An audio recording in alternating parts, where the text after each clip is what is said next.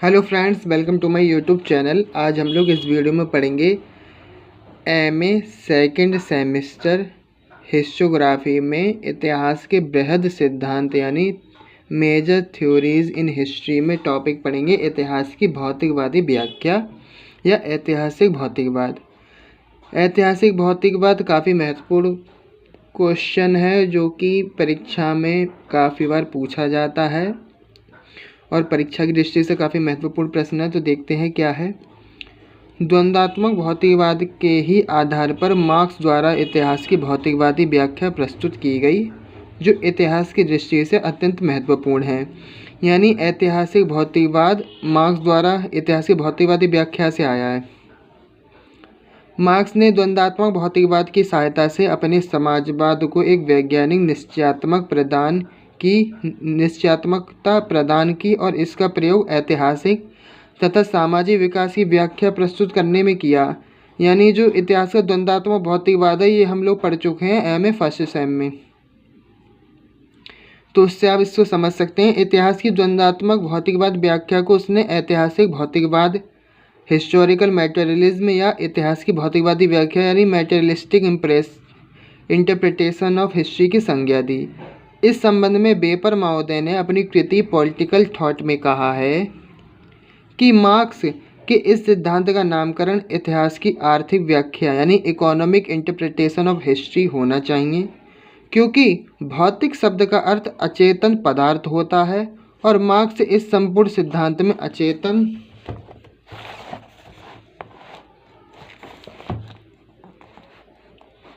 अचेतन पदार्थ की कोई बात नहीं करता। मार्क्स ने अपने उक्त सिद्धांत में सामाजिक परिवर्तन के पीछे आर्थिक कारकों की भूमिका को महत्वपूर्ण माना है। आर्थिक कारकों यानी आर्थिक क्रियाएं होती हैं, उनसे जो कारक उत्पन्न होते हैं उनको महत्वपूर्ण माना है समाज के परिवर्तन में। अतः यह इतिहास की भौतिकवादी व्याख्या ना होकर आर्थिक व्याख्या ही है। यानी ये किसने कहा है? बेपर महोदय ने। मार्क्स की मान्यता है कि द्वंद्वात्मक भौतिकवाद के अनुसार होने वाले अनेक परिवर्तनों की भांति मानव इतिहास के कार्यकलाप भी भौतिक कारणों या प्रभावों द्वारा ही निश्चित होते हैं। मार्क्स का कथन है कि इतिहास की घटनाओं को मुख्यतः निर्धारित करने वाला कारक आर्थिक प्रभाव है। यानी मार्क्स क्या मानते हैं कि आर्थिक प्रभावों के कारण ही ऐतिहासिक भौतिकवाद आता है। इस आर्थिक कारक को उत्पादन प्रणाली का भी प्रभाव भी कहा जा सकता है। मार्क्स के शब्दों में किसी भी समाज का राजनीतिक और बौद्धिक जीवन भौतिक आवश्यकताओं पर आधारित उत्पादन प्रणाली द्वारा निर्धारित होता है। इसलिए मार्क्स की व्याख्या को इतिहास की भौतिक व्याख्या के साथ साथ आर्थिक व्याख्या एवं उत्पादन प्रणाली द्वारा की गई व्याख्या भी कहा जा सकता है। मार्क्स के ऐतिहासिक भौतिकवाद का मुख्य तत्व है आर्थिक नियतिवाद, अर्थात मनुष्य का प्रत्येक कार्य आर्थिक या भौतिक कारकों द्वारा नियमित या नियंत्रित होता है। आर्थिक या भौतिक कारकों द्वारा मनुष्य का प्रत्येक कार्य किनका मानना है? ये मार्क्स का नियत या नियंत्रित होता है। जिस प्रकार बकल भी की मान्यता है, बकल कौन है? एक विद्वान है, कि मानव इतिहास में जलवायु की भूमिका निर्णायक होती है एवं फ्रायड की मान्यता है कि महत्वपूर्ण परिवर्तनों के पीछे यौन संबंध महत्वपूर्ण होते हैं। ठीक उसी प्रकार मार्क्स की मान्यता है कि मानव इतिहास में होने वाले परिवर्तनों के मूल में समाज में रहने वाले व्यक्तियों के आर्थिक संबंधों की भूमिका महत्वपूर्ण होती है। यानी इतिहास में जो लोग रहा करते थे उन्होंने जो आर्थिक क्रियाएं की, जो आर्थिक क्रियाकलाप किए, उनके संबंधों की भूमिका महत्वपूर्ण है मानव इतिहास में होने वाले परिवर्तन में। इसकी हिंदी तो थोड़ी कठिन है पर हम समझ सकते हैं बार बार पढ़ के। मार्क्स प्रतिपादित ऐतिहासिक भौतिकवाद के दो प्रमुख सिद्धांत हैं। पहला यह है कि प्रकृति के विकास की ही भांति ही सामाजिक विकास के भी कुछ निश्चित नियम होते हैं, और द्वितीय यह है कि सामाजिक विकास का स्वरूप भौतिक व आर्थिक शक्तियों द्वारा निर्धारित होता है। सामाजिक विकास में मनुष्य का मन दैवीय प्रेरणा, विचार व भावनाओं के आदि की भूमिका गौण होती है यानी मुख्य होती है या जरूरी होती है। किसी भी समाज में जैसी भौतिक एवं आर्थिक परिस्थितियां होती हैं तदनुसार यानी उसी के अनुसार ही उस समाज का सामाजिक, राजनीतिक यानी समाज, लोगों से रिलेटेड राजनीतिक संगठन एवं सांस्कृतिक मान्यताएं होती हैं। पूंजीवाद समाज की स्थापना का कारण मार्क्स ने इतिहास में खोजा है। मार्क्स का कहना था कि वैध संबंधों और साथ ही राज्य के रूपों को न स्वतः उनके द्वारा समझा जा सकता है, न ही मानव मस्तिष्क की सामान्य प्रगति द्वारा इनकी व्याख्या की जा सकती है, बल्कि वह तो जीवन के भौतिक अवस्थाओं के मूल में स्थिर होती है। भौतिक जीवन में उत्पादन की विधि जीवन की सामाजिक, राजनीतिक और आध्यात्मिक विधियों के सामान्य स्वरूप का निश्चय करती हैं। मनुष्य की चेतना उनके अस्तित्व का निश्चय नहीं करती, प्रत्युत उनका सामाजिक अस्तित्व उनकी चेतना का निश्चय करता है। इस प्रकार मार्क्स के इतिहास की व्याख्या का सार यह था कि प्रत्येक देश की राजनीतिक संस्थाएं उनकी सामाजिक व्यवस्था, उसके व्यापार, उद्योग, सांस्कृतिक रीति रिवाज जीवन की भौतिक अवस्थाओं द्वारा प्रभावी रूप ग्रहण करते हैं। भौतिक अवस्थाओं से तात्पर्य है उत्पादन प्रणाली, वितरण और विनिमय के साधन एवं भारी वातावरण जिनमें उत्पादन के साधन सर्व महत्वपूर्ण हैं। आगे पढ़ेंगे। मार्क्स ने सामाजिक विकास में उत्पादन की विधि, उत्पादन के साधन, समाज की उत्पादक शक्ति तथा उत्पादन संबंधों को अत्यंत महत्वपूर्ण माना है।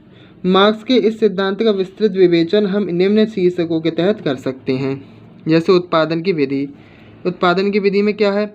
मनुष्य को अपने जीवन के लिए भोजन, वस्त्र एवं आवास की मुख्य आवश्यकता होती है, अतः अपनी उक्त आवश्यकताओं की पूर्ति हेतु इनका संग्रह अथवा उत्पादन करता है और उत्पादन की विधि अथवा प्रणाली से सामाजिक विकास का स्वरूप निर्धारित होता है।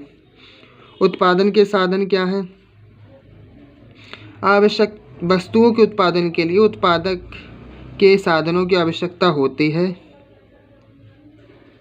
मार्क्स ने उत्पादन के 3 साधनों का उल्लेख किया है, यानी प्राकृतिक साधन जो प्रकृति के द्वारा होते हैं, जैसे भूमि हो गई, जलवायु हो गया, खनिज पदार्थ हो गए, मशीन हो गई, यंत्र हो गए, अतीत से विरासत में प्राप्त उत्पादन कला, यानी जो इतिहास से चली आ रही जो कला है वो विरासत में हमें प्राप्त हुई है, एक लोग से दूसरे लोग ने जाना, दूसरे से तीसरे ने, इस प्रकार। युग विशेष में मनुष्य के नैतिक एवं मानसिक गुण। उत्पादन के इन साधनों के आधार पर ही इतिहास का सामाजिक और राजनीतिक ढांचा तैयार होता है, जो मानव के पारस्परिक संबंधों को भी निश्चित करता है। आगे पढ़ेंगे।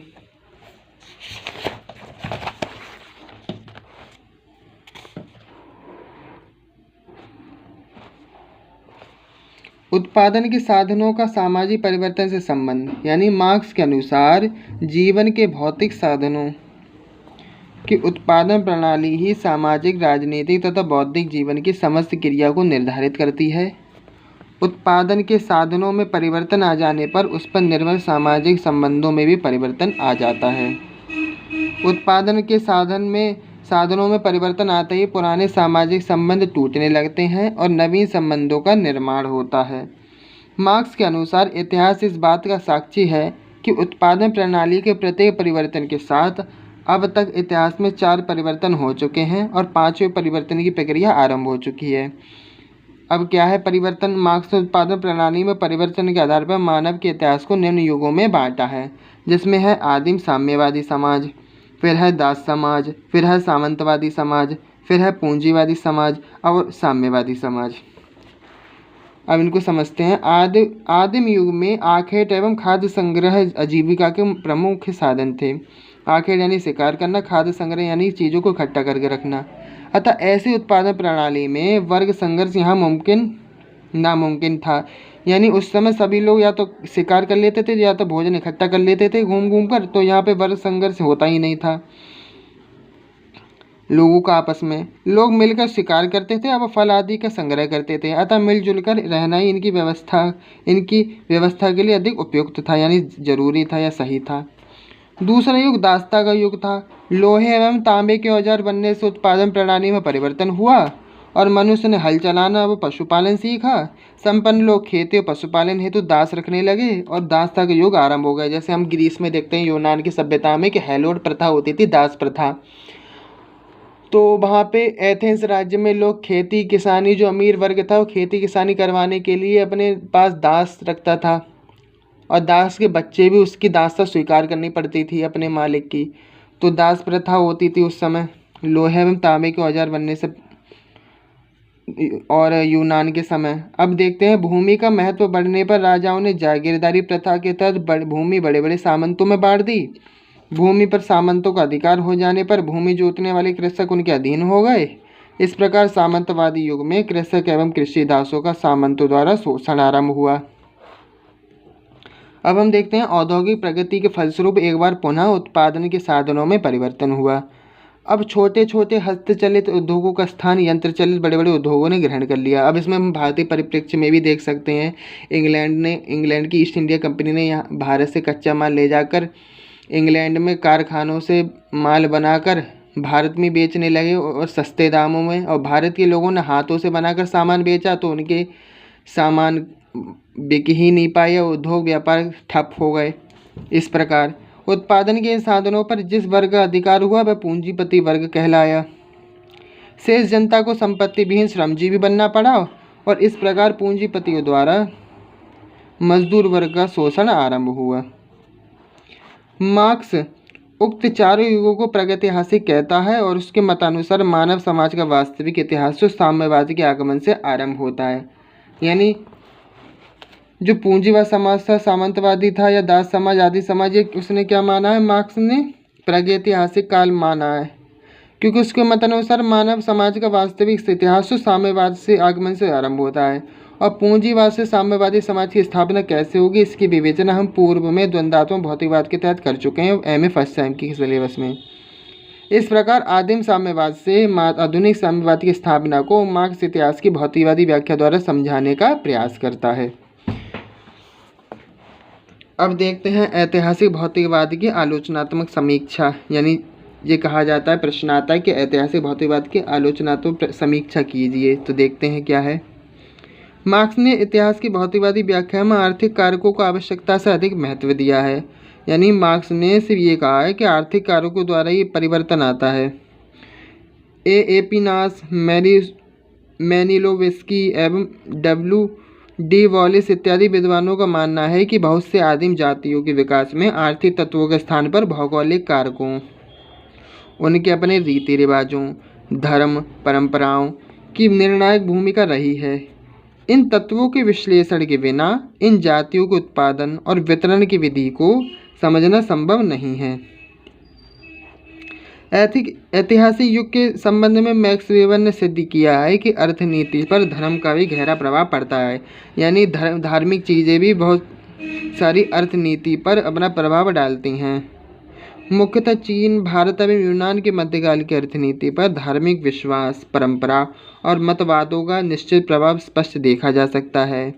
वेबर ये भी बताते हैं कि वर्तमान युगीन पूंजीवादी व्यवस्था पर भी प्रोटेस्टेंट ईसाई धर्म का प्रभाव देखा जा सकता है। अतः वेबर की मान्यता है कि ऐतिहासिक विकास में धर्म की भी उतनी ही महत्वपूर्ण भूमिका दृष्टिगोचर होती है जितना मार्क्स कहते हैं जितनी आर्थिक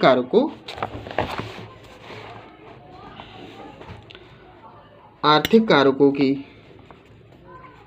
अतः इस दृष्टि से ऐतिहासिक विकास में मात्र आर्थिक कारकों को प्रधानता देना एवं धार्मिक कारकों की उपेक्षा करना मार्क्स प्रतिपादित इतिहास की भौतिकवादी व्याख्या को एक दोष के रूप में देखा जा सकता है। मार्क्स ने यह कहा कि केवल आर्थिक क्रियाएं होती हैं परिवर्तन का कारण, पर जो वेबर थे उन्होंने ये कहा कि धार्मिक कारकों को भी हमें सम्मिलित करना चाहिए परिवर्तन में। हेराल्ड जेलास्की ने भी मार्क्स द्वारा प्रतिपादित आर्थिक कारणों को ऐतिहासिक विकास का एकमात्र कारण मानने से इनकार किया है। उनके अनुसार सत्ता, प्रेम, सामुदायिक भाव, ईर्ष्या, प्रदर्शन की इच्छा आदि तत्व संग्रह प्रवृत्ति से कम महत्वपूर्ण नहीं है। यानी उनके अनुसार इन लोगों का भी इन चीज़ों का भी क्या है, अपना एक क्या है, स्थान है। सेल का मानना है कि राजनीतिक जीवन की कई बड़ी घटनाएं भौतिक अवस्थाओं तथा मानवीय मनोभावों के घात प्रतिघात द्वारा निर्धारित होती हैं। राजप्रासादों यानी महलों के षड्यंत्र, व्यक्तिगत राग द्वेष यानी आपस में मनमुटाव, धार्मिक विद्वेष यानी एक दूसरे के धर्म के प्रति अपना मत अलग रखना आदि ने भी अतीत के इतिहास में महत्वपूर्ण परिवर्तन किए हैं। मानव इतिहास में ऐसी अनेक घटनाएं हैं जिनकी आर्थिक व्याख्या नहीं की जा सकती।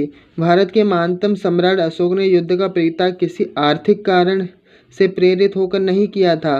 बुद्ध का गृह त्याग एवं बौद्धित्व की प्राप्ति के पीछे कोई आर्थिक कारण नहीं था।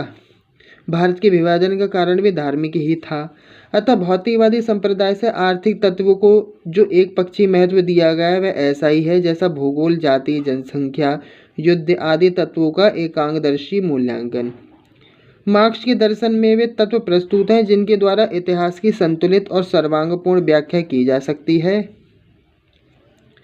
मार्क्स के दर्शन वस्तुतः मार्क्स का भौतिकवाद एक विस्तीर्ण दर्शन है, किंतु इसकी व्याख्या एक पक्षीय हुई है। उक्त आलोचनाओं के बावजूद यह तो मानना ही होगा कि इतिहास में आर्थिक शक्तियों की भूमिका अन्य कारकों के साथ सदा निर्णायक रही है। यानी हम मानते हैं कि इसके साथ धार्मिक कारक भी हैं, अन्य कारक भी हैं, पर अन्य कारकों की भी रही है, पर आर्थिक शक्तियों को हम नगण्य नहीं मान सकते। इसका महत्वपूर्ण स्थान है परिवर्तन में। सेवाइन के अनुसार मार्क्स द्वारा प्रस्तुत इतिहास की आर्थिक व्याख्या के महत्व के संदर्भ में कहा जा सकता है कि इसने टेक्नोलॉजी यानी प्रौद्योगिकी के विकास, कच्ची सामग्री के वितरण, संपत्ति के वितरण, सामाजिक वर्गों के निर्माण, प्राचीन और वर्तमान राजनीति एवं सामाजिक आदर्शों के निर्माण में आर्थिक शक्तियों की भूमिका के प्रभाव पर प्रकाश डाला है। तो ये था ऐतिहासिक भौतिकवाद की आलोचनात्मक समीक्षा और हम कई से पढ़ चुके हैं ऐतिहासिक भौतिकवाद। तो आज की वीडियो हम लोग यही समाप्त करेंगे। चैनल को सब्सक्राइब, वीडियो को लाइक करें। जिस किसी को इस वीडियो की आवश्यकता हो उसको इसकी लिंक शेयर करें। धन्यवाद।